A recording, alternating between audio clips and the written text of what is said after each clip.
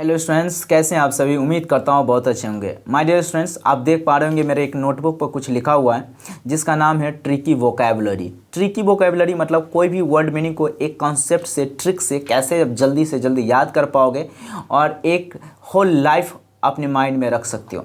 Word meaning मेरे प्यारे students आप सभी के लिए बहुत ज़रूरी है। अगर आप न्यूज़पेपर पढ़ना सीखना चाहते हैं, न्यूज़पेपर या अपने क्लास का बुक पढ़ना चाहते हो या मैगज़ीन वगैरह पढ़ना चाहते हो, कुछ भी इंग्लिश में लिखो आप पढ़िएगा, आपको वर्ड मीनिंग तो बहुत ज़रूरी है। आपको वर्ड मीनिंग बहुत ज़रूरी है और आप वर्ड मीनिंग को याद भी करते हो, भूल जाते हो।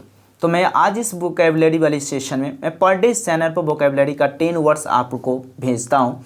उम्मीद करता हूँ आप सभी वर्ड मीनिंग का सेशन देखते होंगे। नहीं देखते, नए हैं तो इस चैनल को सब्सक्राइब कर लीजिए माय डियर, और आगे हर एक वीडियो को आप देखिएगा, सुनिएगा, पढ़िएगा और बहुत ही आराम से ईजी वे में वोकैबुलरी याद हो जाएगी आपको। जैसे फर्स्ट वर्ड है my dear solace, SOLACE, solace. Solace मतलब होता है आराम, आराम मतलब रेस्ट जो लेते हैं ना।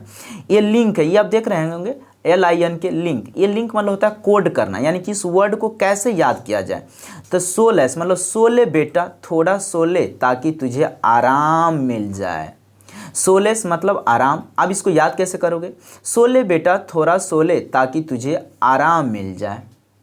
और सोले बेटा थोड़ा सोले आराम मिल जाए। और जब आराम मिलता है तो रिलीफ होता है दिमाग को, यानी कंफर्ट होता है आपकी बॉडी, तो इसीलिए तो आप आराम करते हो ना। देखो कितनी आराम से याद करा दिया मैंने। ये लिंक जो मैंने लिखा है आप इसके जगह पर कुछ भी लगा सकते हो, डोंट वरी, कुछ भी लगा सकते हो। नेक्स्ट वर्ड है आपका CONVEYANCE, कॉन्वेंस। कॉन्वेंस का मतलब होता है परिवहन। कॉन्वेंस परिवहन, आपको याद है, पता है परिवहन किसको कहते हैं? अब कोड में मैंने सिखाया लिंक। कॉन्वेंस, कॉन्वेंस यानी कौन सी वैन, वैन मतलब गाड़ी से परिवहन करोगे, यानी परिवहन करना कहीं क्या होगा? ट्रांसपोर्ट। ये SYN जो देख पा रहे हो, SYN, ये सिनोनिम्स है। आपके एग्जाम में सिनोनिम्स पूछा जाता है। ये टोटल क्वेश्चन पूछा हुआ सिनोनिम्स है। इनसे बाद है थर्ड नंबर क्वेश्चन बाबू, इनिशिएशन मतलब होता है अंतर्ज्ञान। इनिशिएशन मतलब होता है अंतर्ज्ञान। कैसे याद करेंगे? लिंक है इंट्यूशन, इंट्यूशन। तो ट्यूशन पढ़ने से अंतर्ज्ञान की प्राप्ति होती है। ट्यूशन पढ़ने से क्या होती है? अंतर्ज्ञान की प्राप्ति होती है। सिनोनिम्स, हंच इसको यूज कर सकते हो या इनसाइट यूज कर सकते हो। क्या कर सकते हो? हंच या इनसाइट। आपको उम्मीद करता हूँ तीनों वर्ड याद हो गया होगा। नेक्स्ट वर्ड है my dear tense, TENSE। Tense मतलब होता है तनाव। वो टेंस नहीं जो आपने टेंस पढ़ते हो इंग्लिश में, टेंस मतलब होता है यहाँ तनाव, वहाँ काल पढ़ते हो। तो लिंक कैसे याद करोगे? तो टेंस पढ़कर उसे बहुत तनाव हो जाता है। टेंस पढ़ के उसे क्या हो जाता है? बहुत ही तनाव हो जाता है। यानी सिनोनिम्स क्या याद करेंगे? स्ट्रेन, STRAIN, स्ट्रेन, जिसको आप रिजिड भी कह सकते हो। क्या कह सकते हो? रिजिड, स्ट्रेन हो जाना, यानी बहुत ही तनाव हो जाना, या मतलब बहुत ही मतलब आप थका सा महसूस करना। इसके बाद है नेक्स्ट वर्ड मैलिगन। मैलिगन, MALIGN। मैलिगन को बदनाम करना होता है। इसका मतलब क्या होता है हिंदी में? बदनाम करना। अब इसको कैसे याद करोगे? तो इसको कोड में जोड़ो। तो लिंक किए हैं मैलिगन, मैं, तो मैं, लिगन यानी लाइन, मैं लाइन मारकर बदनाम हो गया। क्या हो गया? लाइन मारकर बदनाम हो गया। आप लोग देखते होंगे पड़ोसी में लाइन मारता रहता है लोग, तो बदनाम हो जाता है खामखा। उसको सिनोनिम आप कैसे याद रखोगे? हार्मफुल। हार्मफुल मतलब नुकसान। जब बदनाम होगा तो नुकसान तो होगा ही। तो मैलिगन का सिनोनिम्स क्या होगा? समानार्थी शब्द हार्मफुल या इनिमिकेबल, ये भी वर्ड यूज किया जा सकता है, लेकिन ज़्यादातर आपको ये वर्ड मिलेगा। नेक्स्ट वर्ड है बाबू RESTIV। रेस्टिव मतलब होता है बेचैनी होना, मतलब एकदम से अंदर से तंगी सा महसूस करना। लिंक रेस्ट, पढ़ाई पर रेस्ट कर लो, रेस्ट पढ़ाई पर ध्यान दो। ज़्यादा रेस्ट करोगे तो क्या हो जाएगा बच्चे? ज़्यादा रेस्ट करने से ना तो एग्ज़ाम के टाइम पर बेचैनी होगी। आप जो रेस्टिव करेगा, ज़्यादा आराम करेगा, तो एग्ज़ाम के समय पर तो बेचैनी आएगी ही ना। तो उसका समानार्थी शब्द क्या बनेगा? रेस्टलेस। क्या बनेगा बाबू? रेस्टलेस या फ्रैक्टियस बनेगा। इसका सिनोनिम्स ये हो गया। नेक्स्ट वर्ड है LAMBAST, लैम्बेस्ट। तो लैम्बेस्ट मतलब होता है आलोचना करना। अब इसको कैसे याद करेंगे? इसको कोड में तोड़ दो। लैम्ब मतलब लंबा, लैम्ब मतलब लंबा। अब बस्ते, बस्ते मतलब बस्ता, लंबा बस्ता लेकर जब स्कूल जाते हो तो इसीलिए मोहल्ले वाले आपको आलोचना करते। आप लोग के गांव में सोसाइटी में देखना कुछ कुछ बच्चे ना बड़ा बड़ा सा मोहल्ला मतलब बड़ा बड़ा सा बैग लेके जाता है, बड़ा बड़ा बास्ता लेके जाता है, लंबेस्ट मतलब लंबा बास्ता लेके जाओगे तो लोग चिढ़ाएगा ना। तो इसी को कहते हैं आलोचना करना, यानी क्रिटिसाइज करना। क्या कहते हैं? क्रिटिसाइज करना या रिवाइल करना। ये इसका सिनोनिम्स वर्ड हो गया। नेक्स्ट वर्ड है SEMBLANC, सेम्बलेंस। सेम्बलेंस मतलब होता है एक रूपता, आकार।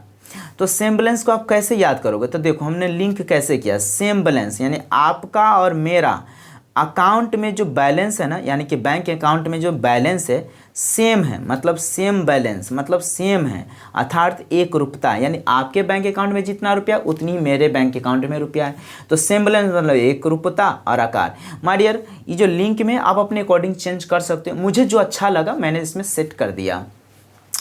नेक्स्ट वर्ड है, इसका सिनोनिम्स क्या होगा? रिजेम्बलेंस, रिसेम्बलेंस या लाइकनेस। क्या होगा? लाइकनेस या रिसेम्बलेंस।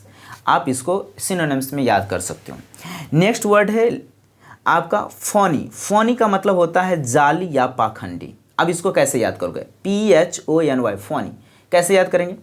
तो इसको ऐसे समझिए, आजकल का फ़ोन, फ़ोनी मतलब फ़ोन बहुत जाली आ रहा है। आजकल आपको पर डे देखते होंगे ना, कोई ना कहीं से फ़ोन आता होगा कि आपको 2 लाख का लॉटरी लग गया, 4 लाख का लॉटरी लग गया, तो क्या कहते हैं? फ़ोनी आया, फ़ोनी यानी जाली फ़ोन आया, नकली फ़ोन आया, पाखंडी लोग फ़ोन किया, यानी ट्रिकबाजी आपके साथ करता रहता है, ठगने का काम करता रहता है, जिसको आप सैम भी बोल सकते हो और ट्रिक भी बोल सकते हो। इसका सिनोनिम्स।